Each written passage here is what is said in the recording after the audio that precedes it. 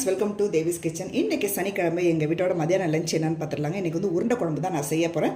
அதுக்கு நான் வந்து புளி ஊற வச்சுருக்கேங்க. ஒரு எலுமிச்சை சைஸ் அளவு புளி வந்து நான் வந்து அரை மணி நேரமாக ஊற வச்சுருக்கேன். அதுக்கப்புறம் உருண்டை குழம்புக்கு என்னென்ன பருப்புன்னு கேட்டால் 3 வகையான பருப்பு ஊற போட்டிருக்காங்க. 1 மணி நேரமாக ஊற போட்டிருக்கேன். துவரம் பருப்பு, பாசிப்பருப்பு, கடலைப்பருப்பு. இதை நம்ம வந்து மிக்ஸி ஜாரில் அரைச்சி எடுத்து வந்துடலாம். இப்போ வந்து பார்த்திங்கன்னா நான் புளியை கரைச்சி வச்சுக்கிட்டேங்க. இதில் வந்து பாதி வந்து ரசத்துக்கு எடுத்து வச்சுருக்கேன். இதில் வந்து நம்ம மசாலா பொருட்களை என்னென்ன போட்டுக்கலான்னு பார்த்துடலாங்க. இதில் வந்து பார்த்திங்கன்னா மிளகாத்தூள், மல்லித்தூள், மஞ்சத்தூள் சேர்க்க போகிறேன். வந்து பார்த்திங்கன்னா 2 ஸ்பூன் மிளகாய் பொடி சேர்த்துக்கலாம், 2 ஸ்பூன் மல்லிப்பொடி சேர்த்துக்கலாம்,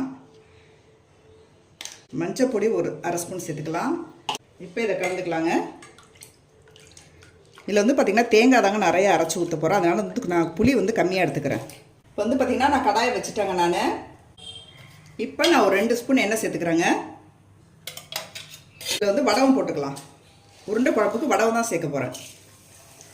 இப்போ வந்து பார்த்திங்கன்னா இதில் வந்து பூண்டு, சின்ன வெங்காயம், பச்சை மிளகாய் இருக்குது. இதை போட்டுக்கலாம். நல்லா வதக்கிக்கலாங்க. அதுக்கப்புறம் தக்காளி பழம் சேர்த்துக்கலாம். 2 நாட்டு தக்காளி பழம் சேர்த்துருக்காங்க. இதே நல்லா வதக்கிக்கலாம். அதுக்கப்புறம் கருவேப்பிலை சேர்த்துக்கிறேன். இது வந்து வடகம் போட்டு தாளிச்சிருக்கு. அதுக்கப்புறம் சின்ன வெங்காயம், பூண்டு, கருவேப்பிலை, தக்காளி இதை போட்டு நல்லா இந்த சுருளாக நல்லா வதங்கணுங்க தக்காளி. அப்போ தான் குழம்பு டேஸ்ட்டாக இருக்கும். இதில் வந்து உப்பு சேர்த்துக்கிறேன். இதே நல்லா வதக்கிக்கலாம் உப்போட. இப்போ வந்து நம்ம வந்து கரைச்சி வச்சுருந்தா புளி தண்ணியை ஊற்றிடலாம்.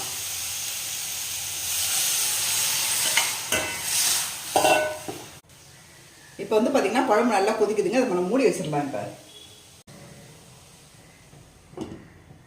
இது வந்து பார்த்திங்கன்னா 3 வகையான பருப்பு ஊற வச்சுருங்க. கடலைப்பருப்பு, துவரம் பருப்பு, பாசிப்பருப்பு. இப்போ நம்ம மிக்ஸி ஜாரில் வச்சு நம்ம அரைச்சி எடுத்துக்கலாம். இப்போ வந்து பார்த்திங்கன்னா இந்த பருப்பில் நான் என்னென்ன சேர்க்க போகிறேன்னு பார்த்தீங்கன்னா பூண்டு சேர்க்க போகிறேங்க. ஒரு 7-8 பூண்டு சேர்த்துருக்கேன். சின்ன வெங்காயம் பார்த்திங்கன்னா ஒரு 6-7 சின்ன வெங்காயம் சேர்த்துருக்கேன். அதுக்கப்புறம் பார்த்திங்கன்னா 1 ஸ்பூன் சோம்பு சேர்த்துக்கிறேன். இப்போ நம்ம வந்து இதை அரைச்சிக்கலாம். இப்போ வந்து பார்த்திங்கன்னா நான் அரைச்சி எடுத்துக்கிட்டேங்க பருப்பெல்லாம். இப்போ வேறு கிண்ணத்தில் அதை மாற்றிக்கலாம். நான் ஃபஸ்ட்டு வந்து மஞ்சள் பொடி சேர்த்துக்கிறேங்க. அதுக்கு அடுத்தது பெருங்காய பொடி, கொஞ்சோண்டு உப்பு, அப்புறம் 1 ஸ்பூன் மிளகாய் பொடி. இவ்வளோ தாங்க இதை சேர்க்கணும். இதை சேர்த்து நல்லா வந்து கிளறி விட்டுக்கலாம். இதை வந்து பார்த்திங்கன்னா பக்கோடாவாக போட்டு பக்கோடா குழம்பும் செய்யலாம். இது வடையாக சுட்டு போட்டு வடைச்சாறு குழம்பும் செய்யலாம். அப்படியே உருண்டையாக உருட்டி போட்டு உருண்டை குழம்பும் செய்யலாங்க. இப்போ வந்து இதில் வந்து கருவேப்பிலை சேர்த்துக்கலாம். வந்து பார்த்திங்கன்னா கருவேப்பிலை, கொத்தமல்லி சேர்த்துக்கிறேங்க. இதை சேர்த்து நல்லா மிக்ஸ் பண்ணிக்கலாம். இப்போ நம்ம வந்து உருண்டையை வந்து உருட்டி போட்டுடலாம். இப்போ வந்து நம்ம உருண்டையாக போட்டுடலாங்க.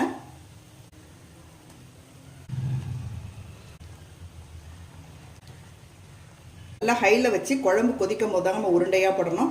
அப்போ தான் உருண்டை கரையாமல் போட்ட ஷேப்பில் நல்லா அப்படியே இருக்கும் உருண்டை.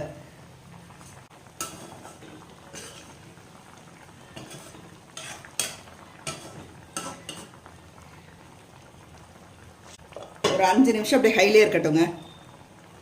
அதுக்கப்புறம் சிம்மில் வச்சு மூடி வச்சிடலாம். அதுக்கப்புறம் வந்து தேங்காய் மசாலா வந்து நான் அரைச்சிடுறேன். மிச்சம் இருக்குது பாருங்கள் மாவு. நான் வந்து எல்லாத்தையும் போடலை, மிச்சம் மாவை எடுத்து வச்சுருக்கேன். இது வந்து ஈவினிங் வந்து வடையாக சுட்டுக்கலாம், என்ன பக்கோடாவாக போட்டுக்கலாம்னு நான் கொஞ்சம் மிச்சம் எடுத்து வச்சுட்டேன் மாவு. இப்போ வந்து நம்ம சிம்மில் வச்சிடலாம். அடுப்பை மூடி வச்சிடலாம். இப்போ வந்து பார்த்திங்கன்னா நான் தேங்காய் எடுத்துக்கிட்டேங்க. இதை அப்படியே தேங்காய் வரைச்சி நான் குழம்புல ஊற்ற வேண்டியது தான். இப்போ அரைச்சிட்டு வந்துடுறேன். தேங்காய் தண்ணி இருக்குங்க. இந்த தேங்காய் தண்ணியை வந்து இது கூட ஊற்றிக்கலாம். கொஞ்சோண்டு தேங்காய் தண்ணி ஊற்றி அரைச்சிருக்காங்க. தேங்காய் தண்ணி ஊற்றி அரைச்சோம்னா குழம்பு அவ்வளோ டேஸ்ட்டாக இருக்கும். இப்போ இந்த தேங்காவை நம்ம குழம்புல ஊற்றிக்கலாம்.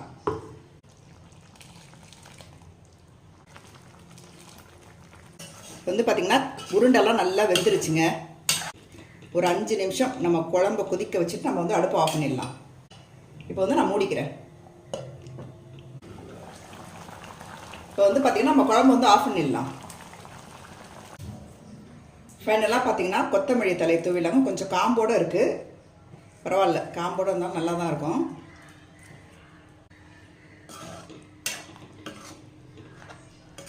இப்போ உருண்டை குழம்பு ரெடி. 3 வகையான பருப்பை அரைச்சி நான் உருண்டை குழம்பு செஞ்சுருக்காங்க. அவ்வளோ டேஸ்ட்டாக இருக்கும் இது. உங்களுக்கு இந்த வீடியோ பிடிச்சிருந்தா மறக்காமல் இந்த சேனல் வந்து சப்ஸ்கிரைப் பண்ணுங்கள், பெல் ஐக்கானை கிளிக் பண்ணுங்க.